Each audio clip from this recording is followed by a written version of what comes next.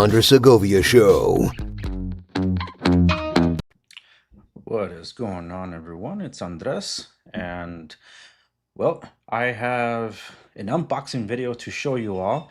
So I'm going to get to that first. For those of you on YouTube, you might have seen this already. Even on X, you might have seen this already. So Rumble has it. So I'm going to queue up that, and then afterwards, we're going to talk. So let me get that going for you here. This is the unboxing of the Clicks keyboard for the Pixel 9 Pro. This is the Under Segovia Show. Hey everyone, it's Andres, and I'm coming at you with an unboxing of the Clicks keyboard for the Google Pixel 9 Pro. This is the first time Clicks keyboard is available for Android, because when it launched, it was originally just for iPhone models. Not every iPhone model, but plenty of iPhone models. And for those of you unfamiliar, it's quite literally what it sounds like. It is a physical keyboard case for your device. And I'm glad to see that this is expanding its horizons. And here I am demonstrating how far they come since they first launched, because what you see in the white box is the Founders Edition, which I did unbox and review, so you can go check that video out. You can definitely see the packaging differences here. Now it's just Clicks keyboard. It's a lot cleaner to see, a lot easier to understand what features and functions are available. And I love that they highlight that now they can charge wirelessly, easy on and off. It has backlit keys, and you could customize it via the Clicks app, because originally I didn't know there was a Clicks app that eventually launched. I found that out later, so I could customize my keyboard. All right, let's get this new one opened up. I received this sooner than expected, so I was very pleasantly surprised to see it in my mailbox. And I got this one in the black color versus the original one that I have, which is kind of London Sky. So this is Android, so the keyboard is going to be a little different from the iPhone, but that's not the point. The point is that there is some quality differences between this keyboard and how they launched.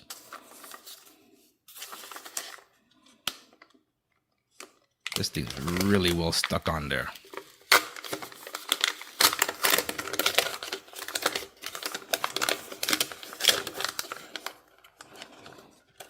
There we go. All right, so I really like the way it looks. It's the nice colors, the contrast, the white and the black just look really, really nice. So they cleaned up what comes inside, such as, the reading materials. But one thing I want to highlight is that this one has a felt background in the case that protects the phone that the original didn't have, which you'll see here in a moment. So these are the paperwork that come inside the packaging, instructions on how to do it, scan to download the app, and other instructions and quick tips and shortcuts and things that you can do with this thing, which I will not be going over, but you can definitely check out in the quick start guide. This was included in the original Creator keyboard, so let me pop that open so you can see. One thing that I kind of forgot to put together is that there is the quick start guide underneath the case. I forgot to put them all together originally, so you won't see it here, but it is there. It's just buried underneath the case here. I'm sorry about that. Now, here's where I want to highlight the main differences and how far they come from the first generation launch for the iPhone.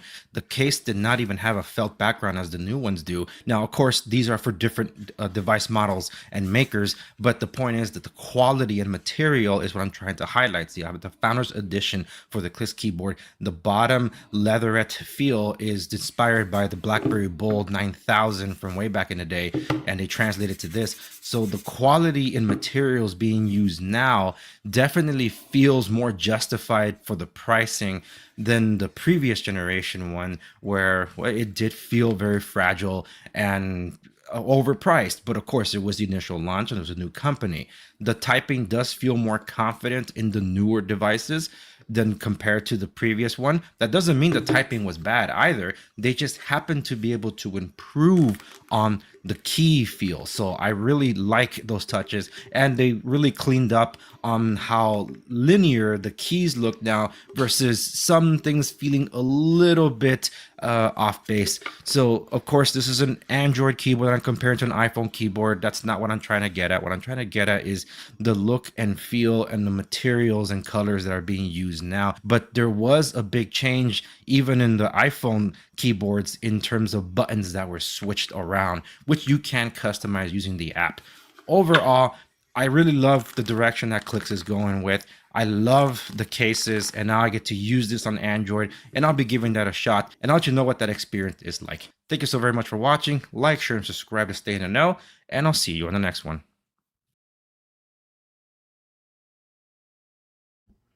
Alrighty, so that was my latest tech episode unboxing, and I do plan on uh, doing a live review of it. And I actually wanted to show you all that device here, well, at least the keyboard. But something happened that I don't have that happen to the iPhone version. So this is the iPhone right here, and this is the Pixel. Uh, the battery drained. So I don't know. That doesn't happen with this one. I don't know if the team over there is aware of that. So I'm going to keep that. I'm going to monitor that because this thing was about at 80% and I left the phone overnight in the office. Normally it doesn't drain that fast. Usually I have some battery the next day. This thing was completely dead. So I'll have to keep an eye out for that to see if maybe the case played a role in draining the battery a lot faster, because the standby time is supposed to be a lot better than that. But anyway, if you guys are seeing this over on YouTube, X, and of course Rumble, you'll notice that I still have the box up here for DMO Knives. If you're not familiar with them, they're my latest affiliate. I appreciate if you would check out their products at dmoknives.com. If you like what you see, use promo code Segovia at checkout, save 10% off your order. Alrighty, so I wanted to tell you a couple of things about my experience with the Clicks keyboard so far. But that's one of them. The whole battery drain issue that I'm going to keep in mind for my review. It's just that the review I was intending to do is going to be a little different. I want to do what are called live reviews. So normally when a reviewer does this, going to review a product, it's going to be based on their own experiences. But I noticed that then they got to do follow-ups to people in the comments. So I like the idea of being able to get my review notes ready and then just do the review live. And hey, I don't mind addressing questions on the fly. So that's probably stuff that I maybe cover in the review, or maybe that I don't cover in the review.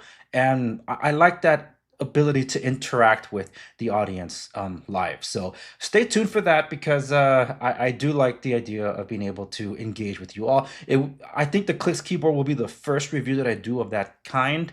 The next one that I do is going to be regarding the Brax3. So let me shift, before I shift over to the Brax3 though, I just gotta tell you, there is like a this annoying, I don't want to say typo because I misspoke, and I said I said differences, but I used the singular way of saying it. So I'm like, there is differences. And no, there are some differences, what I should have said. I do not write any scripts for whenever I do my reviews.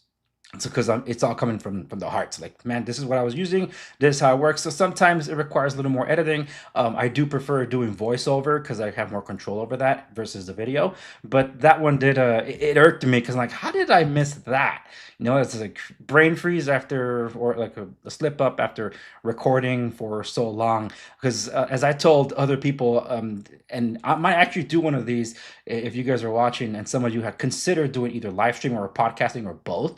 I have done so much consultation just in the past month with a bunch of different people. Some of them that are getting back into the podcasting space, others that want to maybe do streaming in conjunction with their podcasting, and others starting from scratch completely. So I've done a lot with several individuals, and I'm thinking about maybe doing an episode about podcasting 101 or streaming 101, whatever it is.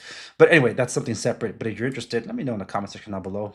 Whether you're tuning in live or after the fact, I'll definitely follow up. But with where was I going with that? What I told him is like, dude, I do both. So what really irks me is that when I'm pre-recording something, I often spend more time on the shorter clips than I do on something longer. Like for example, streaming. There's like a mental shift that happens where if I'm live like I am now, it's like the mind knows like you got to minimize the mistakes because you're on the fly. You can't just easily erase them because duh, you're live. But when I'm recording, sometimes like a 2-minute clip could take me an hour. And that's just to record because like, no, I don't like it. No, I don't like it. Try again, try again. And in the end, if I recorded so much, I'm like, you know what? I don't want to edit it. So let me try again and try to see if I could do it in one take. It's happened quite often.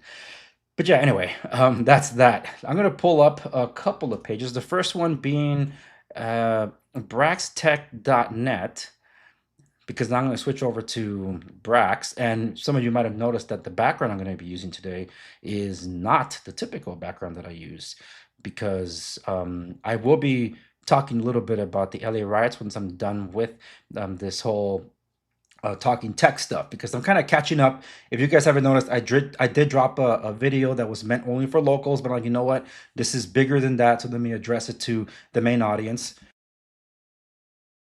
I don't know if you guys heard that, but I muted the mic, and sometimes the mic picks it up somehow when it's on mute. I don't understand because it says that it's on mute.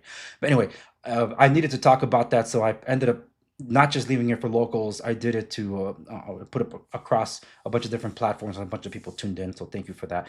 But when it comes to that, I probably will not be streaming to YouTube anymore. So just hop on over to Rumble, folks, if you want to continue that conversation. But let me start with Brax Technologies before I go over and talk about the latest, which is the survey. So this is my original setup. Normally, I have my reaction background, but because I'm going to be talking about the LA riots, I'm going to use the American flag today. Because why not? You know, let me try like this. There we go, a little better. Okay, so if you guys didn't know, the page is up for braxtech.net, where you can go check it out. The deliveries are starting soon. I did catch this in one of my last streams where I was talking about the Brax3, but I couldn't spend too much time on this. So now that I've done the survey, which I'm going to get into, you guys should know about it. You won't lose your place in line, so that's good to know. So I like that they have a clean page here now for people to go check out. And let's see. So this is what the phone is supposed to look like. They're going with the translucent back, or the transparent back, which I do like, by the way. And because of the whole right to repair thing, it's supposed to look that clean, because you'll be able to replace parts on it on the fly. So we'll definitely see about that once people like me start getting their hands on it. And let's see, learn more. Wait, so should I go to the phone page? Yeah, I guess I should go to Explore. Okay, so you can still pre-order more than just a smartphone. All right, yeah, here we go. So I'm looking forward to finally having this thing on my hands. And I know the very many of you that have been following this saga, you guys want me to compare it to the Unplugged phone, and I will be doing that. I don't know if I'm going to do kind of like I am today, a hybrid of a pre-recorded video of a comparison and then doing hands-on, which I will be highlighting. See, if the battery wasn't dead on the Pixel, I was charging as much as I can before going on the air. If it wasn't dead, I would have popped up my second camera and we would have been going over it together. And that didn't happen because the battery drained. And the suspect right now is the Clicks keyboard case, which I'm keeping in consideration. So anyway, with respects to this though, I know many of you want me to compare it to the Unplugged phone, and I would have loved to do a comparison with other phones as well that are built like away from, say, a de-googled Pixel. A de-googled Pixel, you're just going to be comparing the operating system. The hardware already exists, so you're going to judge it that way.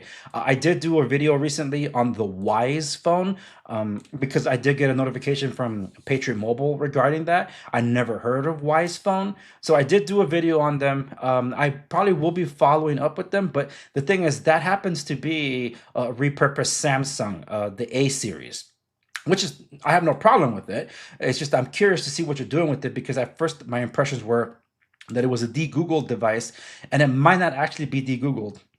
It might be more of a nanny phone, where you're giving the permission to Wise phone to kind of nanny you with the phone. It's like me parenting my children with their phones. That's kind of the impressions that I got with that one. But I'll follow up with them and I'll give you my thoughts about the above phone here in a moment. But this is supposed to be the look of the Brax phone. I'm telling you, I really like that they stuck with this. It was smart to just stick with the translucent back. I think more people are really going to appreciate that.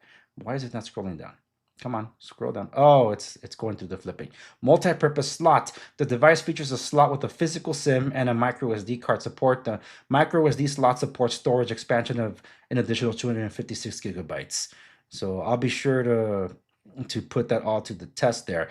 Uh-oh, the weight of this phone is 6.66 ounces. Hey, how about adding or subtracting a little bit of a gram there, team?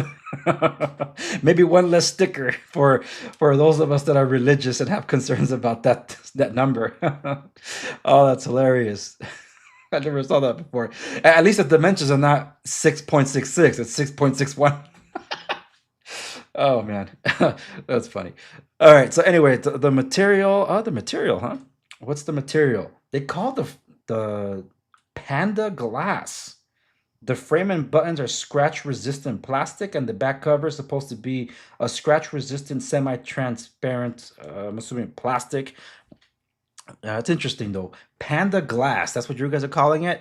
It reminds me of the terminology that was used for, um, what's that one? Was it the Pixel 4?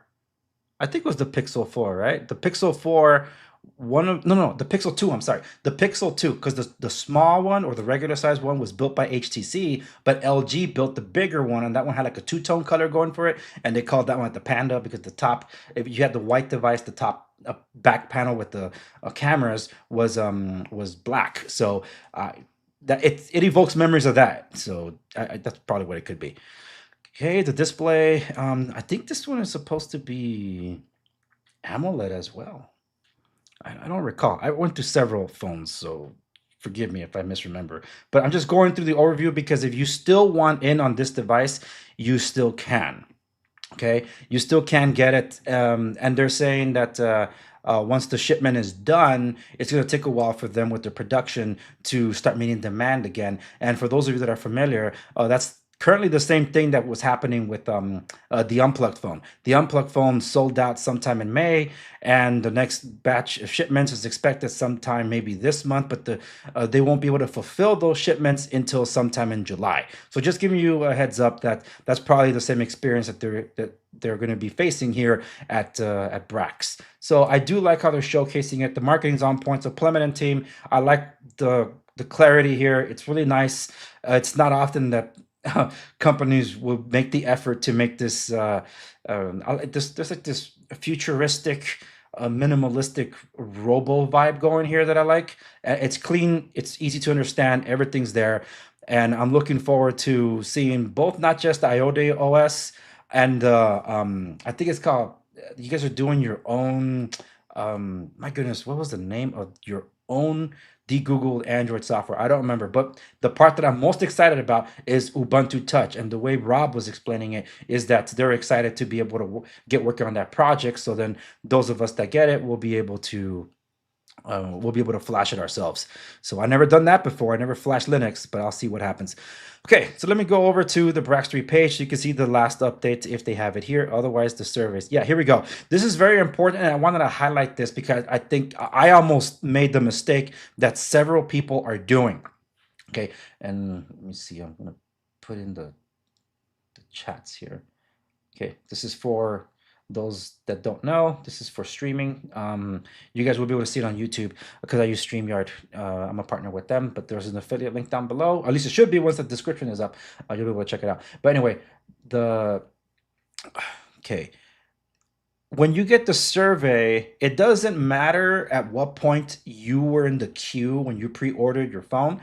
They say if you got your survey and you were among the first ones to fill it out, or you fill it out later before fulfillment, it doesn't matter. They're respecting the queue of how you purchased, not with how quickly you do your survey. They just know that with the survey, they'll be able to understand your order fulfillment better. Okay, so this is from Clement. It was just from what, yesterday? 2 days ago. We've officially sent out the surveys to all Indiegogo backers based in the United States. If you're one of them, please check your inbox and fill out the survey as soon as possible. This is your chance to update your delivery details and accessories and make sure that everything is set before we ship. So this is the the very important parts you guys need to pay attention to, because this is they're going to send it to Indiegogo backers outside the US. And let's see, customers US and non-US who pre-order via our Brax store, they're not the ones that received it yet. It's only the ones that got the Indiegogo. So you guys are up next. And let's see, clearly follow the instructions. So when I got my email for the survey, there was a code there at the bottom. I wasn't sure what that code was. I thought it was a code to maybe unlock for you to be able to do the survey. But as soon as I clicked the link, I assumed maybe it pre-filled it for me because it didn't ask for it. So I was going through what seemed like, I can't recreate it for you right now, but I was going through what seemed like a checkout at the Brax store. So like, didn't I already do this? So maybe they just wanted to finalize it and make sure that this was all in order. And so by the time I got to the very end, it looked like it was my purchase. So it had the phone, it had the accessories that I was pre-ordering, the gift that they were including, and this and that. And I was about to hit checkout when I saw that I was being charged. I'm like, wait, what's the amount for? So what I did was I went back to my email and I saw that code. And I'm like, what if this is the code that I'm supposed to enter in like the discount code or promo code section? So I did that. And as soon as I did that, the whole balance was zeroed out, because that's what the intention was. So that's how you fulfill your survey and submit it. Apparently, there's individuals that unfortunately had made the mistake of repurchasing their order instead of pasting that code. So if you're getting the survey and you haven't filled it out yet, just be aware that you need that code so you don't pay for what you already paid for, okay? But if you want to add more to your order, which they're giving you a chance to do with the survey, then you will be charged for your additional stuff. Let's say you want to get another phone while there's still some stock left, because there's apparently, as of right now, like maybe 100. What is it? 100? No, there's more. I'm looking at, unfortunately, the Indiegogo number here really small, so maybe I'm misreading that. But just then you know that was what they followed up to. I think they say here. Okay. We want to remind everyone to read the instructions in the survey closely. We've seen a few cases where customers unintentionally repurchased items they already paid for on Indiegogo. There you go. See, we're already identifying and refunding these situations, but taking a few extra steps to double check can help avoid confusion. That's why I wanted to make sure I get this out to you guys, because I figured that was going to happen, because I almost made that mistake. So if you believe you were charged incorrectly or identify any issues with the surveys, just reach out to the support team at support@braxtech.net. Okay, that's support@braxtech.net. And the most important part is shipping order based on pre-order date. We've also received a few questions about shipping priority. Just to clarify, Brax3 pre-orders will ship in the order they were placed, not based on when the survey is filled out. So there's no need to stress if you don't get the survey right away. Your spot in the shipping queue is safe. Thanks for being part of this journey with us. We'll be back soon with more updates. Looking forward to it, Plumman. I hope the next one is the shipments are on the way. So like the first round or whatever it is, because then that really means a lot to those of us that have been patiently waiting, because some expected it back in January, then maybe March. Now we're approaching mid-June. So what we'll probably have at the end of June, early July. So there's always a lot of moving pieces, especially when you're starting with a project where you don't control the economies of scale, and then all these global affairs that are interfering with everything that you're doing becomes like, oh crap, how do I handle all this? So, whoops, I got a piece of ice. Let me crunch this ice, hold on. And I'm back. Yeah, having a cold beverage on a warm day here in Southern California. I think that's it for Brax that I needed to talk about. So let me go back to just being me here. Okay. Let me, I think someone's messing with my chair, man. Anyway, the kids were in the studio. So sometimes they like messing around with the stuff I have in the back. I don't blame them. But sometimes they move things and I don't notice it until it's a little too late. Well, I wanted to make mention of this, that I respect companies that have been sending me notifications to collab with them. I responded to a few of you. If you're watching this, I want to be very clear, because this applies to every single company. that either I've collabed with before or have offered to collab with. Okay. I haven't done sponsorships. I've only had conversations with maybe 2 companies. At the very end, we didn't ink the deal. Other than that, in the history of my channel, I have not taken any sponsorship or I've done any collaboration or had an affiliate with me without me first having used their product. And if it's a tech device to review, that makes it a lot more difficult for me to accept having an affiliate link when I'm trying to review the device. That is a conflict of interest if I'm supposed to be fair. And that is something that YouTubers in the industry or tech tubers in the industry have had to deal with. That's why there's very few in the space that I respect that do this. The 2 names that I can say are Michael Fisher, Mr. Mobile himself, and also Aaron, Mr. Who's the Boss. Those are the only 2 that I really have respected over the years. I have disagreements with them, but it doesn't mean that I don't appreciate their work ethic. I do. I've had issues with other tech tubers that, well, some of them are looking to shill a product. They definitely are. And there are others that review a device almost less than a week. And that's not enough time. Like if you did an unboxing and then say you're going to review this product and you drop the next video like in 2 or 3 weeks, okay, I'll give you that. But they're dropping reviews week after week, and some in the audience have been calling them out. It's like, I'm glad. Start picking up on this drift. I started unfollowing some of these because I couldn't take it anymore. And it's like, it'd be nice if I could get them. But I actually have been offered multiple times to shill a product. And I want to be very transparent with you guys here. Some of you have asked me about a certain device, and I said I will look into it to see, hey, even if you guys don't send me the product, you guys are really pushing the OS. Is there a way where I can flash it myself on a compatible device that I have at home? Can I get a license for that so I could test it? So those were initial things that I had done some time ago. So then to have this company that actually didn't see those messages, but come around and actually invite me to collab with them, like, oh, that's funny. I was trying to reach out to you guys. And then in conversations, like really wanting me to push a product that I haven't tested. I'm like, I appreciate the affiliate link, but I'm much more interested in testing the product. I didn't even ask them to send it to me. All I said is like, look, I'm willing to flash it on one of my devices that I have here because that's what I do. I beta test things. I'm still beta testing certain products here. Some of them are like apps. Others are web-based services, and others are devices. That on the Google products. So I said I can do that. That's fine. It doesn't come out of their pocket. They're not having to invest in me in that way. And I asked them simply if I could instead do that before I would accept that maybe I could do an affiliate link like I'm doing for DMO here. Maybe I could do that. Then crickets. After several exchanges, and in every single time, like, here, can you do the code? Can you do the code? I'm like, no, I never tested this thing. So it's happened. I'm not ready to call them out by name. Some that have been following me might have an idea who that is, but they aren't the only ones. There have been others that have offered, and I told them not until I test the device.